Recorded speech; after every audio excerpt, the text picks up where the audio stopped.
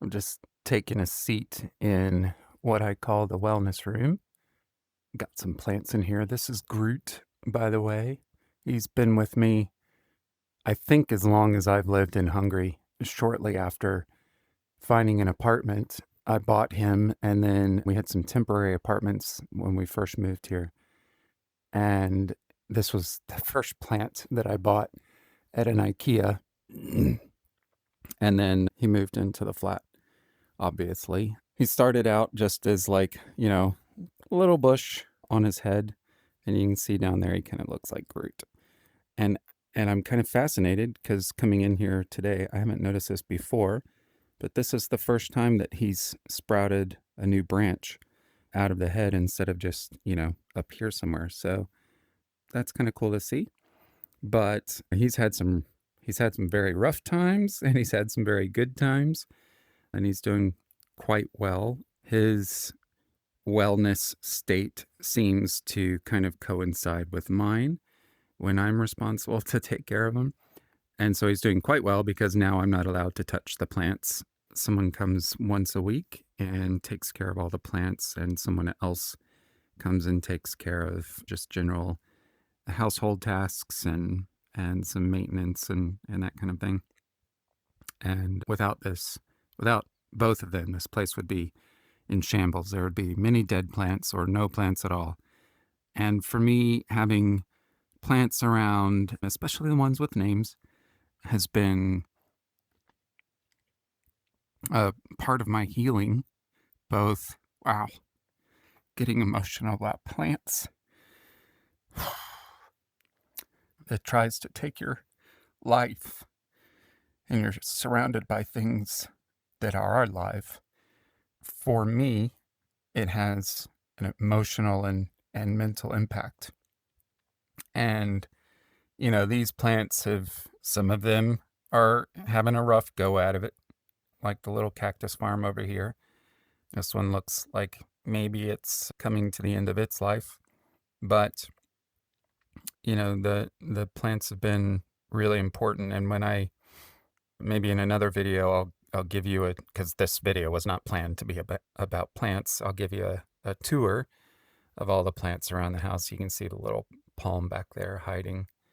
And the person, I don't know if she would prefer her name to be in videos, so I'll just say the person that takes care of the plants also, doesn't just put a pot plant in a windowsill. And so they're just very decorative. And actually the moss came from the moss out there on our back garden.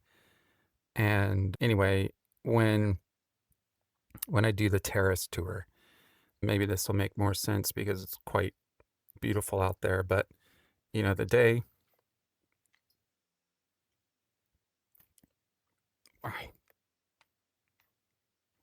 day, that I came home from the hospital, the terrace was, it was last summer. So of course it was a, nice warm day. I say nice warm day. The hospital didn't have air conditioning, so it was a hellish warm day.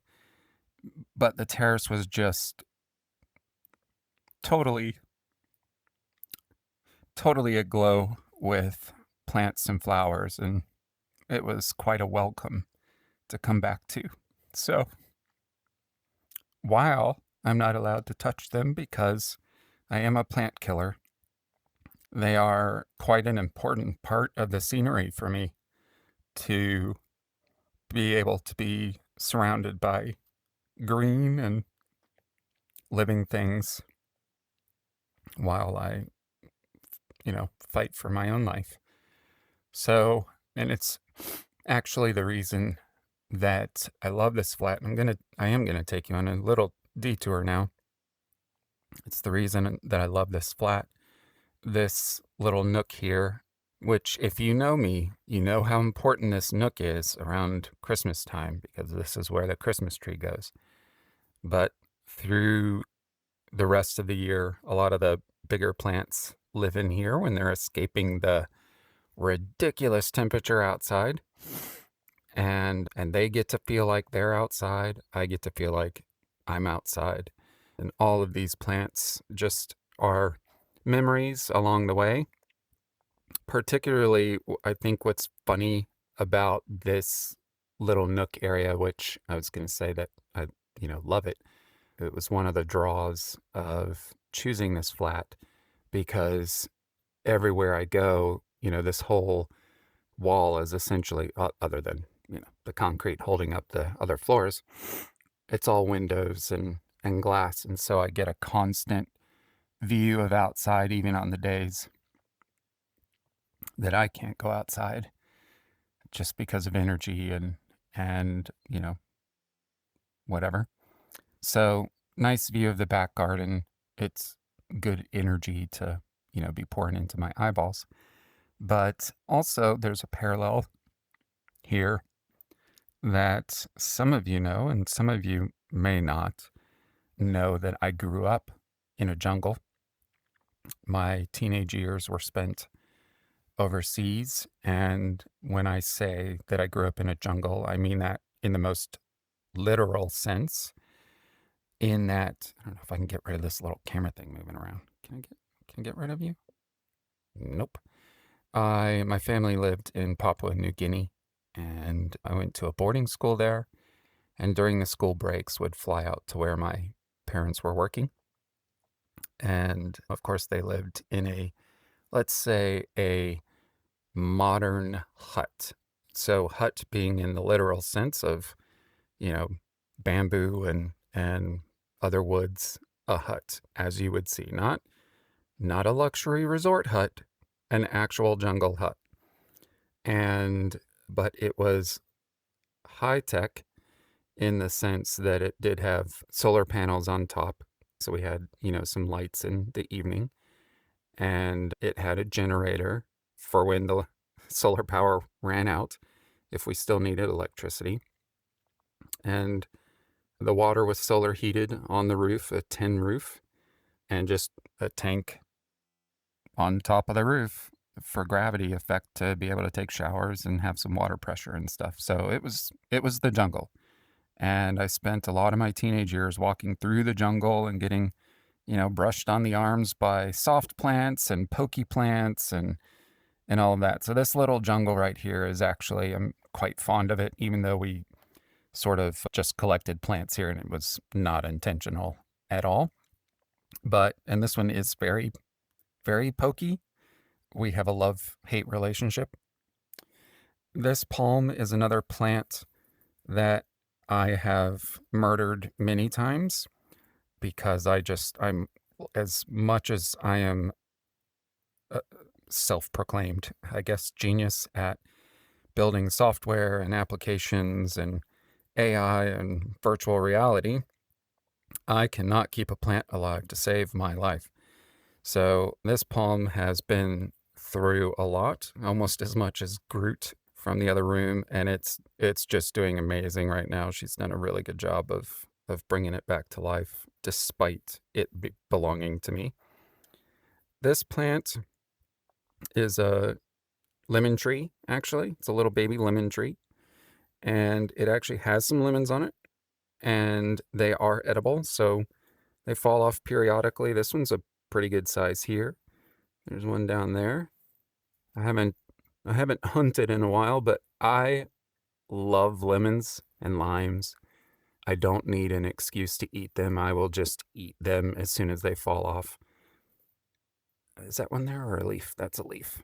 So there's a couple growing here, and they'll turn yellow and I'll eat them or squeeze them into something or whatever. Little lemon tree. This monstera has also been through some hardships. It's doing quite well now. Giant leaf up here. I bought this as a, tiny little plant like this, again, not long after we moved here. And it's just continuing to grow and fan out and whatever. Anyway, little jungle. And I'll do another video for the terrace tour because this is just the beginning of the plants. I actually was coming into the wellness room, which is what I call this. So I've got a massage physical therapy chair here, some physical therapy like balls to use with different leg exercises and that kind of stuff. Although I will say that this one I bought on the last holiday just as a pool toy, but it actually is a really good foot massager, I discovered, and some resistant bands and that kind of stuff. And it's just sort of sat up there. I think because of the little floor vacuum that runs around, but there, just tidy it up a little. And I've got a yoga pad there. I don't do yoga, but for floor exercises and that kind of stuff. Of course, there's the massage table here. Massage has been a really important therapy for me. My I live in a constant state of pain that moves around the body depending on what's happening, but between the the surgery that was just absolutely destructive to my body and reconstructive, but I still have pain from the surgeries a year ago.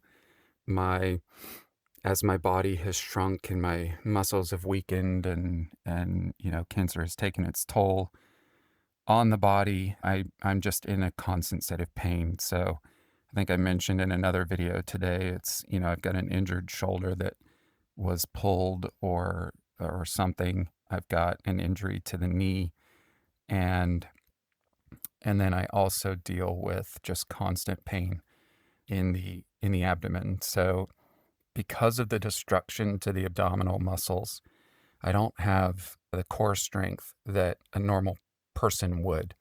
And so because of that, the muscles, the obliques, the muscles down my sides and along my back and my hips all compensate for that missing core strength that we all take for granted until it's gone. So just sitting upright or standing upright takes effort of the body that you don't realize is constantly rebalancing itself.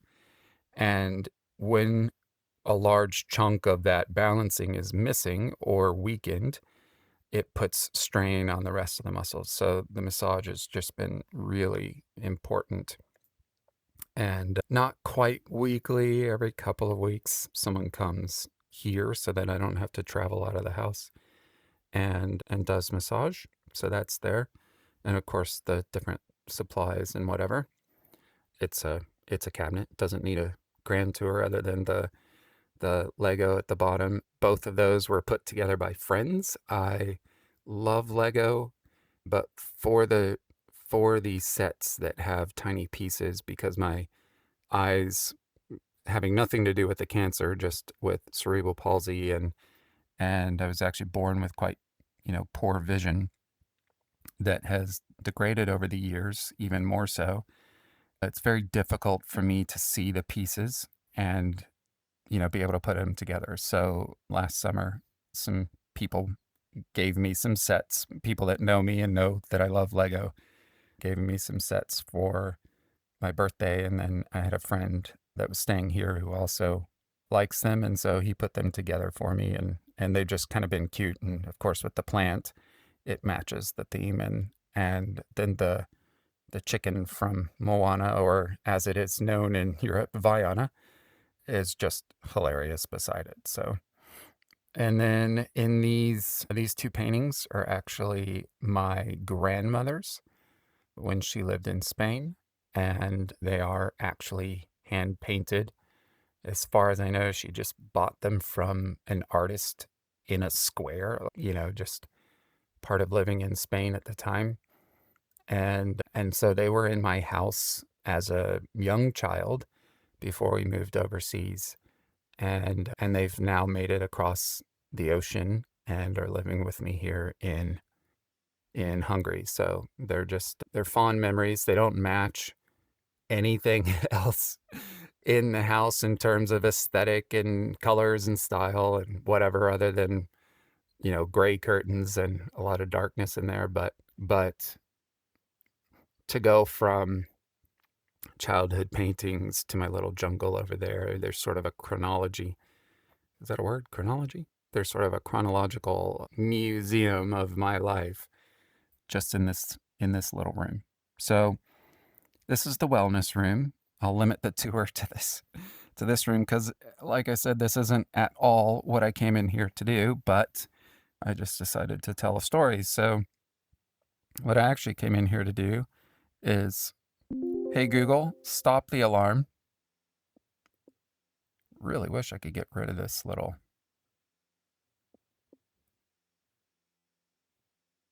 Thank you.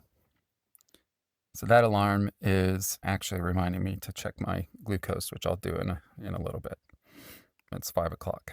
So I actually came in here because I received a notification that I have the results of the PET scan that I had last week. PET scans are very important for me because it's actually the only way that the medical team can see my cancer. It does not show up on regular CT or MRI because the density of the tumors is about the same as the tissue around it. And so it just is invisible.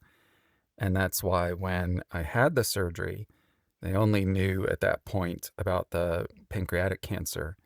And when they opened my abdomen, they actually found the more serious colon cancer, and the tumor had already grown to the size of an apple. It had burst the wall of the colon, and none of that was visible on CT or MRI. So I get PET scans somewhat frequently, much more frequently than the national insurance would like. But so each PET scan now, because Hungary covers 3 PET scans for a lifetime, any PET scan that I have now has to be applied for by the oncologist and is likely to be awarded in my case because it's well documented and well justified. But what it does bring is some limitation into how frequently I get a PET scan. So this one is a 4-month mark. We tried to make it a 3-month mark, but I was traveling and whatever. So we did a 3-month mark because, or let's say 3.5. My markers that track the activity of the tumors themselves became a little elevated. Not a lot, but enough to draw some attention. And so we just thought that, hey, it's been 3 months. Let's just be safe and get another PET scan and make sure that the marker isn't related to new tumor activity, because the markers can be inflated by inflammation and other things. So I just had the PET scan. So in March of this year, there was still a small area of what used to be about an 8 centimeter tumor that appeared after the surgery.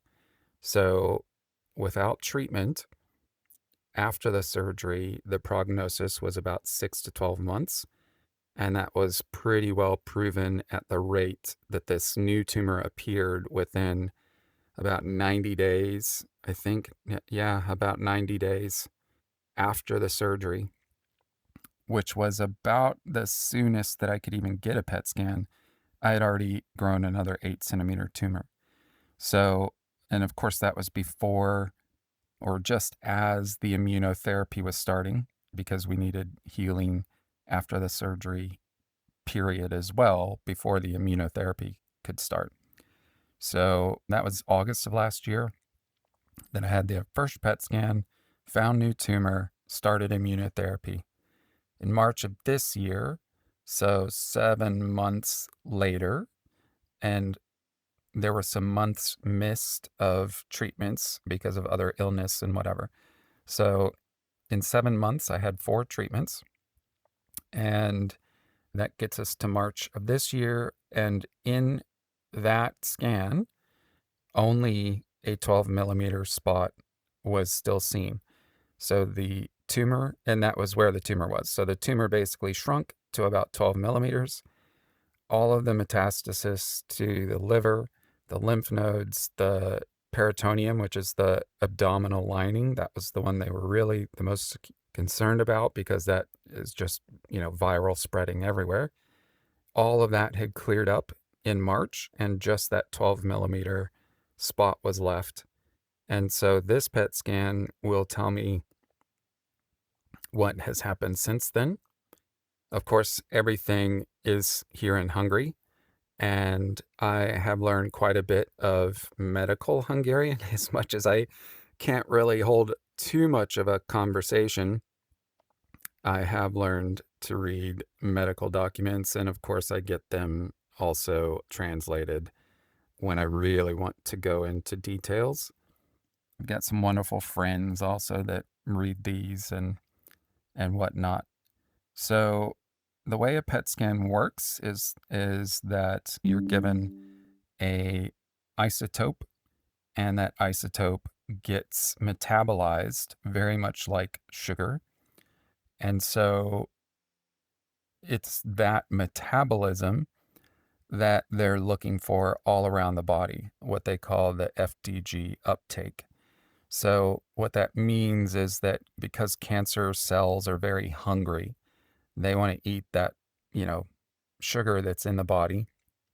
And where cancer cells colonize and, can turn into tumors and that sort of thing, you get glowy spots on the skin. And so your body ends up looking, if you have a lot of cancer like I did back in August, your body looks like a horrible storm on a weather radar.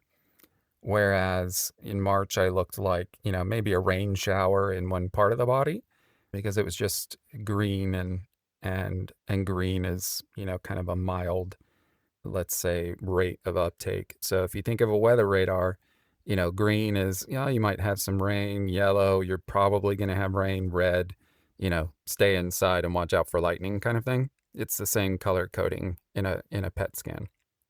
So the more uptake in an area, depending on exactly where it is, how much uptake is there, and that sort of thing, it can highlight where cancer is active.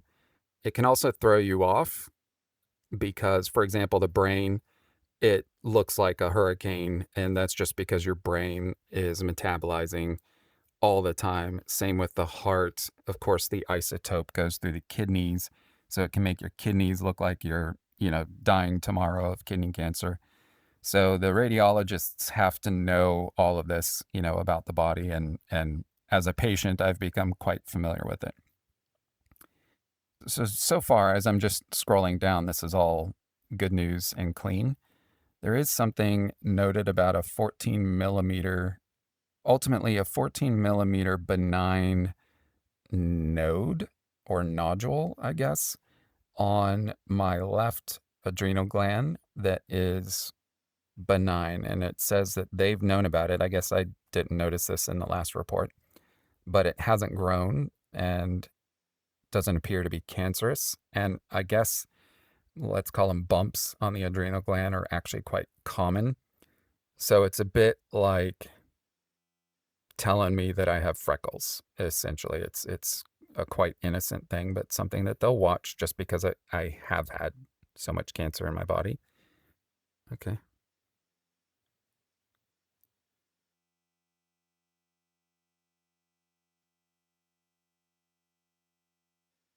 Yeah. And that's it. So essentially, what this is saying is that they could not see the 12 millimeter spot anymore. So that is gone. There is nothing noted or not nothing noted. There's nothing visible in the liver or the abdominal wall, other than what they see in the abdominal wall is some continued healing from the impact of the surgery. So lots of scar tissue and that kind of stuff. And some of that is resolving. They do also note I have a port in my chest, and it has a long catheter that goes up through the collarbone and down into the atrium of the heart. And that's how the immunotherapy is administered. So that's noted in here. This benign thing on the adrenal gland. But kidneys, heart, bones, abdominal wall, liver are all clean. Nothing visible, nothing detectable. And so it is good news. And it's hard to explain to people who haven't had cancer how something like getting a, completely clean scan that is good news can still be difficult to read because, there's the relief of knowing that for now the immunotherapy is working, but it's hard to explain, to most people that once you have stage 4 cancer, you have stage 4 cancer. It's not curable. So this isn't showing that I'm cancer free because for sure there are microscopic cancer cells all throughout my body at this point. That's what stage 4 is. And while I'm on immunotherapy, the immunotherapy is clearly doing its job to attack and train my immune system to attack the cancer cells and target the cancer cells. And that is what is giving me a clean scan. So, any spots where there was, let's say, colonization of cancer cells that could turn into tumors, those are all being controlled. And so the immunotherapy is like a police force in my body that tells my immune system, these are the types of cells that you need to go attack. And the immune system goes out and attacks them.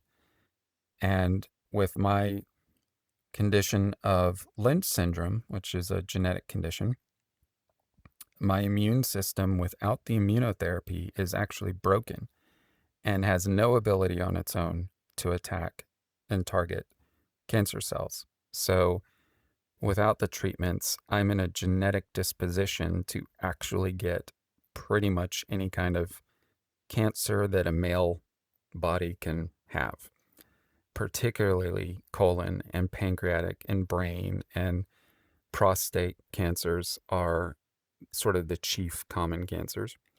And so this is great news for today. It shows that even since March, the spot that was there is gone. So that entire 8 centimeter mass that appeared after my surgery is gone. And what makes it difficult is that, I still have 2 terminal cancers. And I use the word terminal carefully because typically when the doctors say, you're terminal, they mean that you've got less than 6 months or so to live. And that is not the case based on this report. The unfortunate side is no one can predict how long this will last. My case, particularly being such a unicorn, 1 in a trillion case of, multiple cancers, Lynch syndrome, cerebral palsy, and being, quite young for the statistical group for these cancers. The immunotherapy that I'm on is still relatively new. There's just all kinds of things that make it impossible for someone to say, you've got 6 months or a year or 2 years or 5 years. Nobody can predict how long my body can withstand the immunotherapy, which so far it hasn't had any really adverse effects other than it, destroyed my thyroid, and that was expected. But eventually the immunotherapy can start to take a toll on the liver and kidneys and that sort of thing, and can create some adverse effects. And those are typically manageable to an extent and can be prolonged. But the other side is that the immunotherapy can just sort of like an antibiotic eventually just become ineffective. And if there aren't other drugs to replace it with or other treatments that I can have at that point, then I'm left unguarded with this, genetic disposition that essentially is a guarantee that either my current cancers will just flourish at that point without much to guard against, or I could get even another cancer, whether it's prostate or brain cancer or something like that. So, so it's difficult. It's difficult to tell family and friends what seems like, a cure, and help them understand that this doesn't change the end story. It just sort of delays the inevitable. And it's hard then to, it's easy for other people to sort of, forget or dismiss the reality of the situation I'm in, because this seems like, just amazing news.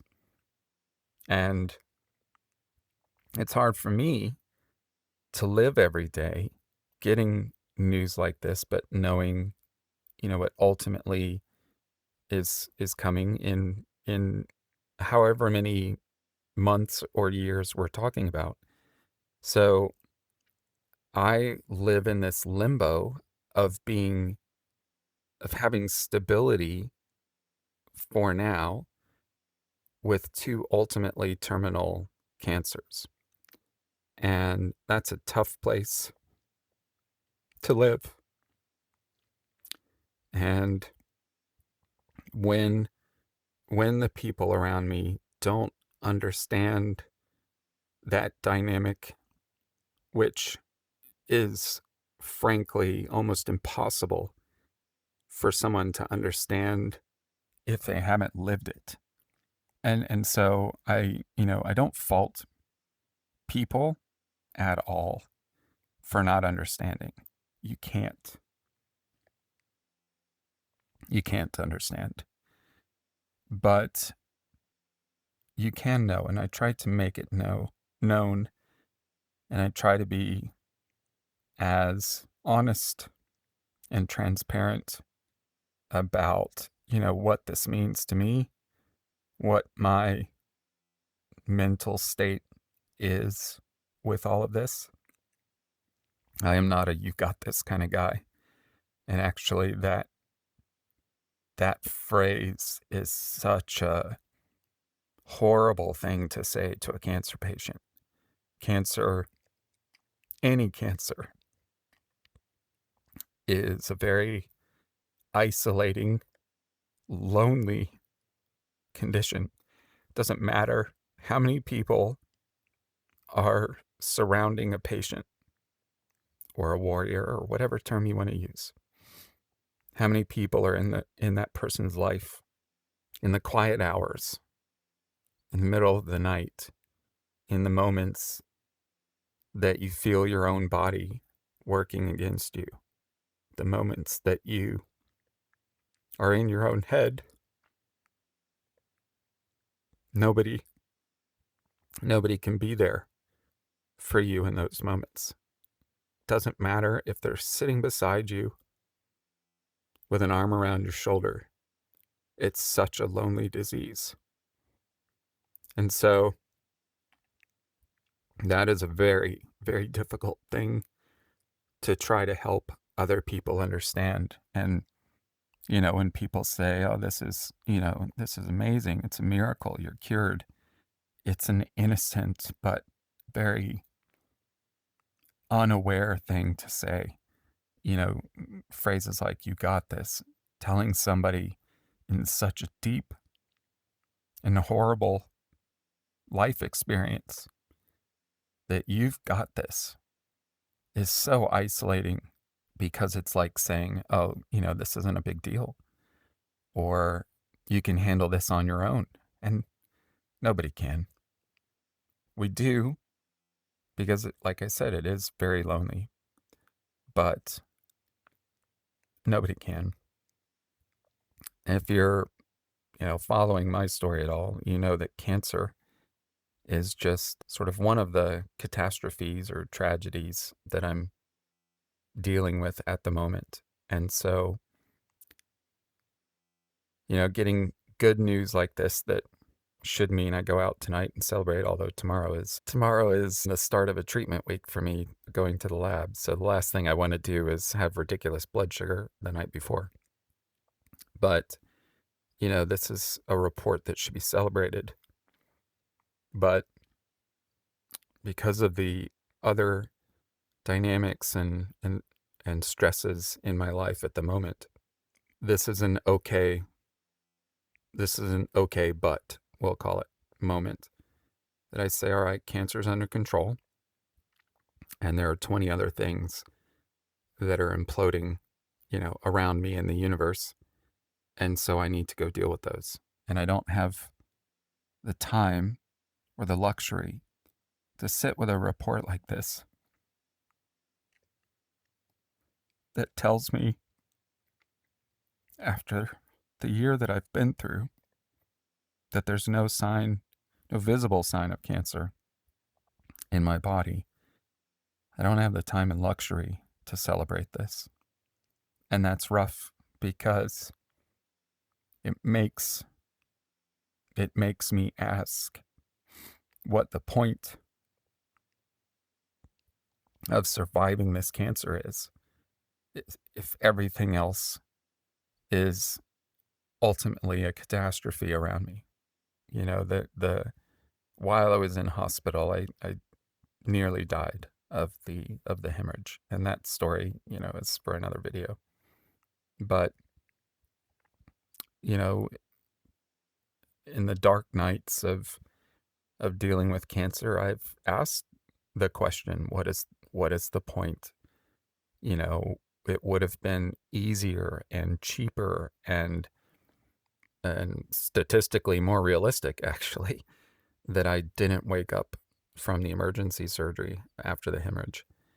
And to have fought through 2 cancers and a year of treatment and ultimately, 2 massive surgeries and 2 smaller surgeries, and learning to live without a pancreas and, dosing insulin every day and digestive enzymes and vitamins just to have a stable body, not even a fully capable body. It's exhausting. I can't go more than an hour and a half to 2 hours without checking my glucose, and that means in the middle of the night as well. And so, I haven't slept an 8-hour night in a year. And the mental and emotional toll that cancer takes, and having to ask yourself those tough kind of questions is exhausting. So, it's a bittersweet moment to know that for now, the cancer's being controlled with the immunotherapy. It's to a level that is remarkable and worthy of a case study. Honestly, my oncologist is the director of the deputy director of the National Institute of Oncology in Hungary. And my case, was escalated to him because of the uniqueness of it and its complexity. And to see, my first oncologist, his outlook, his literal comment to me was, "This is such a tragedy, and ultimately there's no hope." It was a 6-month prognosis, even with, treatments and whatever. And that's because that's what medical statistics say for the amount of cancer that was in my body and the types and, everything else at that time. But ultimately I was moved to the institute, and then I was escalated to the deputy director to take on my case. And to have what this report is, this is not an NED status yet, no evidence of disease. Possibly So there's more to discover this week, ultimately. The lab work tomorrow is very important to confirm and support the scan. So before we can say there's no evidence of disease, we need the visuals, right? The imaging to be clean, but we also need the markers and that sort of thing to be in a normal state or normal range in the blood work. So this is a very good report. It is not quite status. I won't have remission, particularly with there's not going to be a point where there's no cancer in my body. It's just not visible at the moment.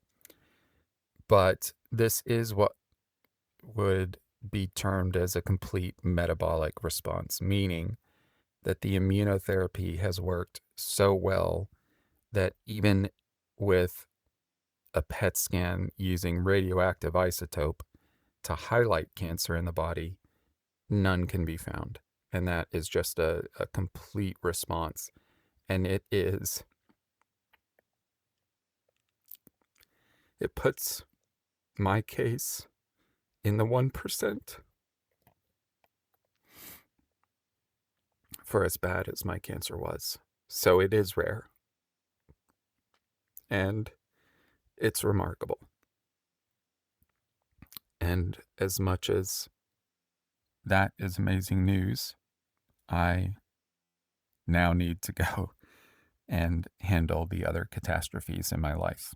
And so, yeah, it's bittersweet.